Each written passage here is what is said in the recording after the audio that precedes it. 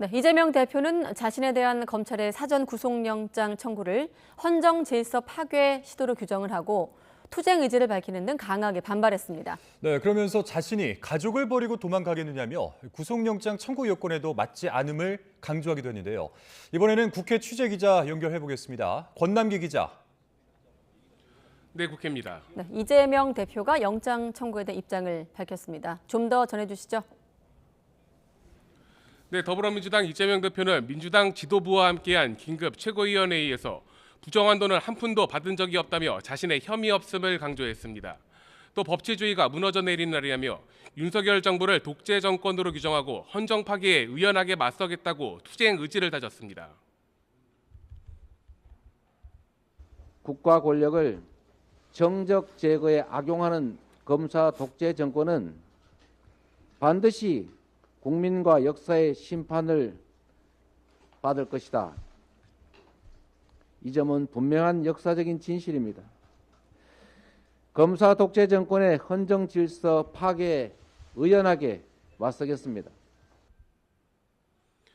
이어 자신이 가족을 버리고 도망가겠느냐, 없앨 증거가 남아있긴 하냐며 구속영장 청구 요건을 조목조목 반박하는 등 이번 영장 청구가 검찰의 무리한 결정임을 역설하기도 했습니다.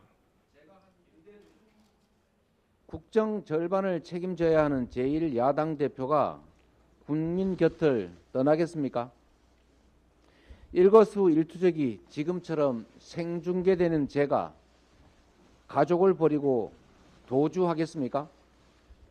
수치스럽기는 했지만 오라면 오라는 대로 검찰의 소환 요구에 응해서 조사에도 성실하게 임했습니다. 네, 다만 이번 긴급 최고위원회의에선 체포동의안 표결 관련 언급은 없었습니다. 민주당은 이 대표에 대한 체포동의안 부결을 당론으로 정할지 등을 두고 고민하는 것으로 전해졌는데요. 민주당이 169석으로 과반 의석을 차지하고 있어 당론 없이 무기명 투표를 해도 체포동의안 부결 가능성이 크지만 당내 비주류인 비이재명계를 중심으로 한 이탈표가 변수가 될 수 있습니다.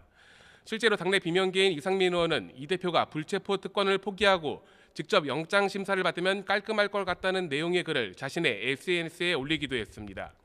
이런 가운데 국민의힘은 검찰의 이번 영장 청구는 검찰 조사에서 사실상 묵비권을 행사한 이재명 대표가 자초한 것이라고 꼬집었습니다. 이어 당대표의 범죄 혐의에 대한 상식적인 판단이 민주당을 살리는 마지막 기회가 될 거라며 체포동의안 가결을 압박했습니다. 국회 체포동의안이 송부되면 국회법 절차에 따라서 또 국회의원 윤리 강령에 따라서 양심껏 국회의원들이 표결에 임해야 된다고 생각합니다. 민주당이 내일 국회에서 긴급 전국 지역위원장 회의와 윤석열 정권 규탄 대회를 열겠다고 밝히는 등 본격적인 투쟁에 돌입한 만큼 당분간 여야 관계 냉각은 물론 공방이 불가피할 것으로 보입니다. 네, 이번에는 국민의힘 전당대회 소식도 한번 살펴보겠습니다. 이 당대표 후보들의 공방이 갈수록 거세지는 모습인데요. 오늘도 합동연설회가 열릴 텐데 광주에서 진행된다고요?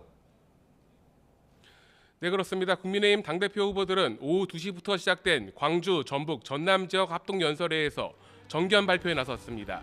김기현, 안철수, 천하람, 황교안 등 당대표 후보 4명을 포함해 최고위원과 청년 최고위원 후보들이 모두 참석했습니다. 보수정당 지지도가 약한 호남 지역에서 열리는 연설회인 만큼 버스 노선이나 상수도 확충과 같은 지역 발전 공약을 내세우는 후보들도 눈에 띄었습니다. 합동연설회는 다음 달 8일 국민의힘 전당대회를 앞두고 모두 7번 열리는데 앞으로 대전과 강원, 대구, 서울 등에서 차례로 개최될 예정입니다. 지금까지 국회에서 전해드렸습니다.